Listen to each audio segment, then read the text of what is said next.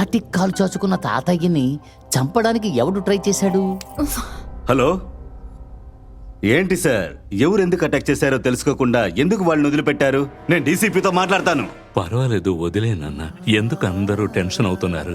నాకేమీ కాలేదుగా. నాన్న, మీకు ఇదంతా తెలీదు, ఊరుకోండి. అందరూ రండి, నాన్న రెస్ట్ తీసుకొని ఇవ్వండి.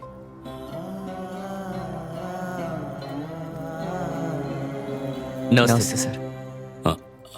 సార్, తాతయ్య, నేను చెక్ చేశాను. రసం పౌడర్లో కాస్త ఉప్పు ఎక్కువగా ఉన్నట్టుంది. నువ్వు చెప్పింది కరెక్టే. ప్రొడక్షన్కి పంపే ముందు చెక్ చేయండి. Okay sir. ఏంటి నాన్న నువ్వు వాళ్ళని చావు దెబ్బలు కొట్టావే? అయ్యగారు, ఒకే కాయిన్ లోని రెండో మొహం.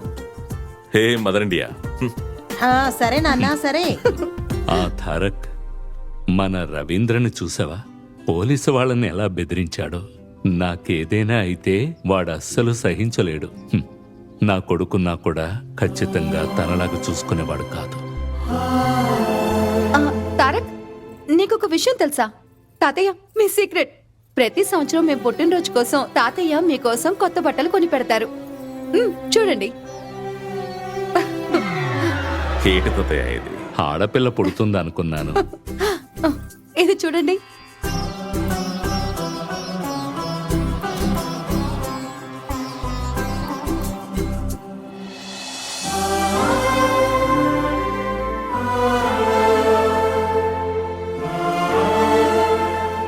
ఈ సంవత్సరం ఇది వేసుకుని చూడండి.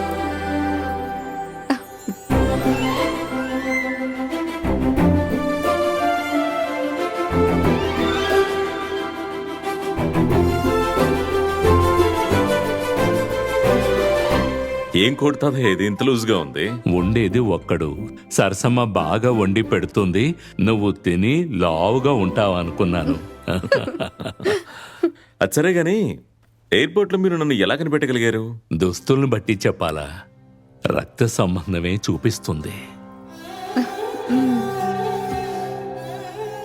నా కొడుకు నా కలల్ని నెరవేర్చలేదు. నువ్వైనా ఈ బాధ్యత తీసుకో. భలే చెప్పారు తాతయ్య. ఒక్కసారి రక్తం ఇచ్చి ప్రాణం కాపాడిన వాళ్ళు రక్త సంబంధీకుల కంటే ఎక్కువ తాతయ్య. కానీ చట్ట ప్రకారం వారసుడు కావాలంటే, రక్తం పంచుకు పుట్టిన వాడే కావాలంటే ఎలా? అది అలా కాదు నాన్న. చూడండి, తాతయ్య ఆస్తి మనవడికి, తండ్రి ఆస్తి కొడుకని కాకుండా ఉంటే మన దేశం ఎప్పుడో బాగుపడేది. ఎప్పుడైతే రసం పొడిలో ఉప్పు ఎక్కువగా ఉందని ఈ అమ్మాయి కనిపెట్టిందో నేను ఆ క్షణమే డిసైడ్ అయ్యాను. స్నేహ మేడమే యాక్చువల్లీ మీ కంపెనీకి నెక్స్ట్ ఎండి, నేను కాదు. కదల madam, congratulations and all the best. మీరు రెస్ట్ తీసుకుని తాతయ్య, నేను మళ్ళీ వచ్చి కలుస్తాను. తాతయ్య, మీరేం వరి అవ్వకండి. తారక్ని నేను ఒప్పిస్తాను. నా మనవడు గురించి నువ్వేమనుకుంటున్నావు? అనుకోవడానికి ఏముంది తాతయ్య? డారింగ్ గా ఫైట్ చేస్తారు, స్మార్ట్ అండ్ డైనమిక్ గా ఉన్నారు, పెద్దవాళ్ళకి మర్యాద ఇస్తున్నారు. మొత్తానికి కంప్లీట్ మ్యాన్. వాడికి మన కుటుంబంలో ఓ మంచి అమ్మాయిని చూసి పెళ్లి చేయాలి. అంతే కదా తాతయ్య. విషయం తెలిసిందంటే వరుసగా అమ్మాయిలు వచ్చి నిలబడతారు. ఆయన్ని ఎవరైనా పెళ్లి చేసుకుంటారు తెలుసా? నువ్వు చేసుకుంటావా? తాతయ్య, వాడొచ్చిన దగ్గర నుంచి చూస్తున్నాను.